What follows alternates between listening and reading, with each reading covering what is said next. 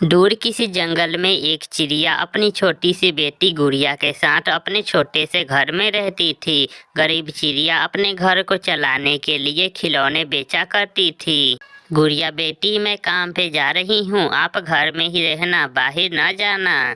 मुझे पता है मम्मा, बाहर बहुत ठंड है। मम्मा, क्या आपको ठंड नहीं लगती? नहीं मेरी बेटी, मम्मा को ठंड नहीं लगती, ठंड तो बच्चों को ही लगती है। अपनी बेटी से ऐसे कहते हुए मामा चिड़िया घर से निकलती है। खिलौने खिलौने, अच्छे अच्छे खिलौने लो, रेल कार, मटर कार और हवाई जहाज खिलौने लो, खिलौने लो। मम्मा मम्मा, खिलौने वाली आंटी आई है, प्लीज मुझे खिलौना ले दें। बेटा जग्गू, खिलौने टूट जाते हैं। मम्मा प्रॉमिस, मैं खिलौना नहीं तोड़ूंगा। जग्गू की जिद के आगे गोरी कवि को हारना पड़ता है और वो चिड़िया को बुलाती है। गोरी बहन, ये ले दे जग्गू को, ये रेलगाड़ी बहुत अच्छी है। हाँ मम्मा, मुझे यही लेनी है, ये रेलगाड़ी बहुत अच्छी है। चिड़िया दे दो और अब दोबारा अपनी खिलौने लेकर मेरी घर की तरफ ना आना। मेरा तो काम है गोरी बहन, अगर मैं काम नहीं करूँगी तो अपने बच्चों को खाना कैसे दूंगी। चिड़िया जग्गू कौवे को खिलौने देती है और आगे बढ़ती है। जग्गू अपना खिलौने लेकर नदी पर चला जाता है। किकी किकी, मेरी रेलगाड़ी पेड़ पर भी चल सकती है। ना जग्गू, पेड़ से गिरकर ये खिलौना टूट जाएगा। मगर जग्गू कौवा पेड़ पर अपनी रेलगाड़ी चलाता है। थोड़ी ही देर में पेड़ से उसकी रेलगाड़ी गिरती है और टूट जाती है।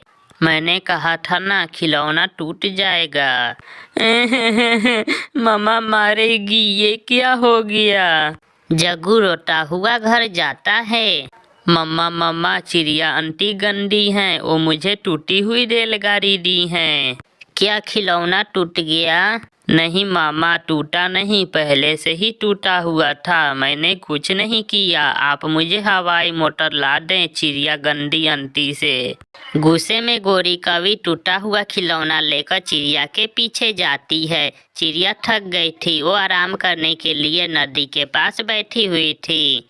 चिड़िया, ये लो, रखो अपनी रेलगाड़ी, ये टूटी हुई है।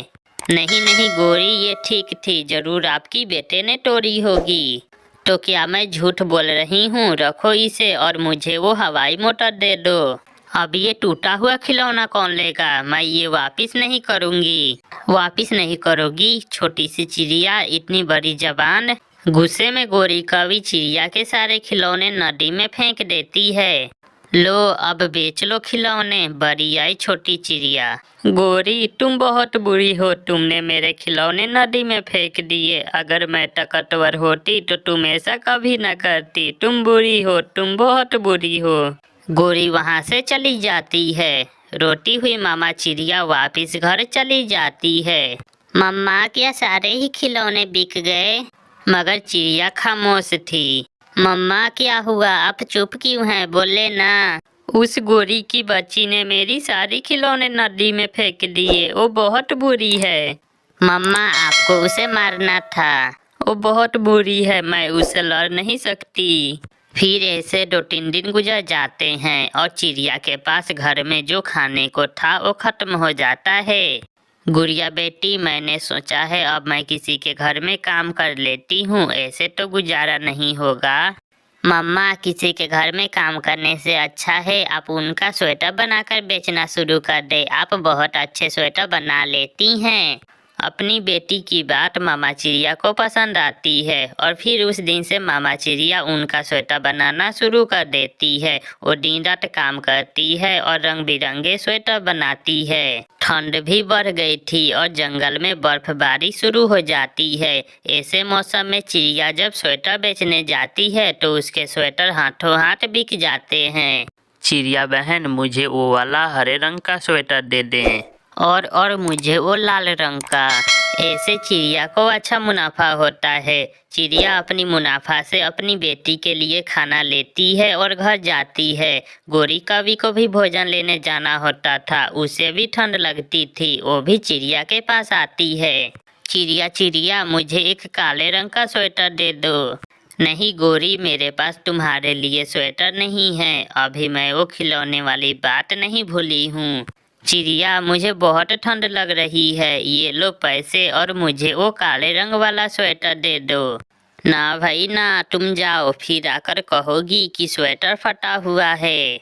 ऐसे चिड़िया गोरी कवि को स्वेटर नहीं देती और गोरी कवि बिना स्वेटर के ही ठंड के मौसम में ठंड से ठठरती है। प्यारे दोस्तों, इस कहानी को लाइक करना बिल्कुल ना भूलना। आपका धन्यवाद।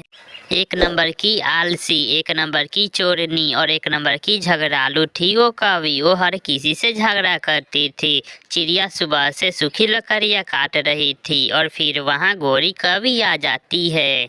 चिड़िया चिड़िया, ये तुम क्या कर रही हो? गोरी बहन, मैं घर को गर्म रखने के लिए सूखी लकड़ियाँ जमा कर रही हूँ। मगर इस पेड़ की लकड़ियाँ मेरी है, ये पेड़ मेरी दादी ने लगाया था। अब सूख गया तो क्या हुआ, हुआ तो हमारा ही ना। लाओ, तुम ये लकड़ियाँ मुझे दे दो। ऐसे कैसे मैं ये लकड़ियाँ तुम्हें दे दूँ? मैं सुबह से लकड़ियाँ काट रही हूँ और अब तुम आ गई हो दादी बनकर। तो फिर क्या तुम मुझसे लड़ना चाहती हो? इतनी सी चिड़िया, चुपचाप यहाँ से चली जाओ वरना एक लगाऊंगी तुम्हारे। गोरी कवि वो लकड़ियाँ उठाकर वहाँ से चली जाती है और चिड़िया उसका मुंह देखती रह जाती है। गोरी, तुम ये लकड़ियाँ कहाँ से लाई हो और इतनी भी जल्दी? काटी थी छोटी चिड़िया ने और मैं उसे छीन लाई हूँ। तुम तो मुझसे भी 2 हाथ आगे हो। ऐसे उड़ती हुई गोरी कवि जा रही थी कि उसे एक पेड़ पर मिट्ठू तोता दिखाई देता है। उसके पास एक पका हुआ अमरूद था। गोरी कवि वहां आ जाती है। मिट्ठू, क्या ये अमरूद मीठा है? नहीं, ये अमरूद बहुत कड़वा है, तुम यहाँ से चली जाओ। अच्छा मिट्ठू, अगर तुम्हारी ऐनक उतार दें तो क्या तुम उड़ सकते हो? नहीं, मुझे ऐनक के बिना कुछ दिखाई नहीं देता। गोरी कवि पंख मारकर मिट्ठू की ऐनक उतार देती है, जो नीचे जाकर गिर जाता है और गोरी कवि मिट्ठू का अमरूद उठा लेती है। मैं तो चली, अब उड़ने की कोशिश ना करना वरना टांगे तोड़वा लोगे अपनी। गोरी वहां से भागती है। दुष्ट कवि, बुरी कवि, रुको रुको, मेरा अमरूद मुझे वापिस करो, मेरा अमरूद मुझे वापिस करो। मगर गोरी कवि वहां से भाग गई थी। घर जाकर गोरी कवि मजे मजे से वो अमरूद खाती है।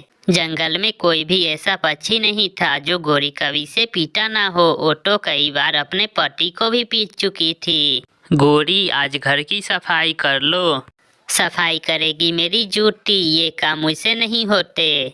सभी मम्मा पक्षी ये काम करती है, मगर तुमने कभी घर की सफाई नहीं की। कितनी गंदी बदबू आ रही है घर से।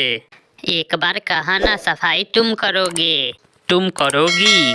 इसी बात पर दोनों में लड़ाई शुरू हो जाती है और गोरी कवि झाड़ू से कालू को मारने लगती है और घर से चली जाती है। गोरी कवि जा रही थी, उसे भूख लगी हुई थी। वो देखती है कबूतर पुरानी कुआं के किनारे बैठा दाना खा रहा था और गोरी कवि वहां चली जाती है। कबूतर कबूतर, 2 दाने मुझे भी दे दो।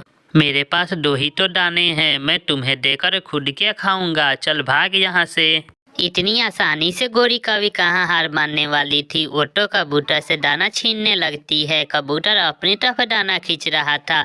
दोनों की लड़ाई में गोरी के पांव फिसलती है और गोरी कवि कुएं में गिर जाती है। खाओ, अब यहाँ बैठकर दाना खाओ, मैं तो चला। कबूतर, मेरे सुंदर से भाई, मुझे यहाँ छोड़कर मत जाओ, मैं मर जाऊंगी। तुम मर ही जाओ, सबका जीना हराम कर रखा है तुमने।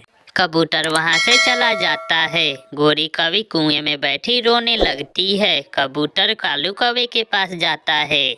तुम्हारी पत्नी कुएं में गिर गई है, जाओ और उसे बाहर निकालो, वो मर जाएगी वहाँ। मरती है तो मरे, वो तो मुझे झाड़ू से मार कर गई थी। चिड़िया कुएं के पास से गुजरती है। वो किसी पक्षी की आवाज सुनकर वहां आ जाती है। चिड़िया चिड़िया, मुझे इस कुएं से बाहर निकालो प्लीज, मैं मर जाऊंगी यहाँ। याद करो, वो पेड़ तुम्हारी दादी ने लगाया था ना। मेरी सारी लकड़ियाँ छीन कर लेकर गई थी तुम। अब मैं क्यों निकालूं तुम्हें इस कुएं से? मेरे पास टाइम नहीं है, मैं तो चली। चिड़िया वहां से चली जाती है। थोड़ी देर बाद मिट्ठू तोता उस तरफ आ जाता है।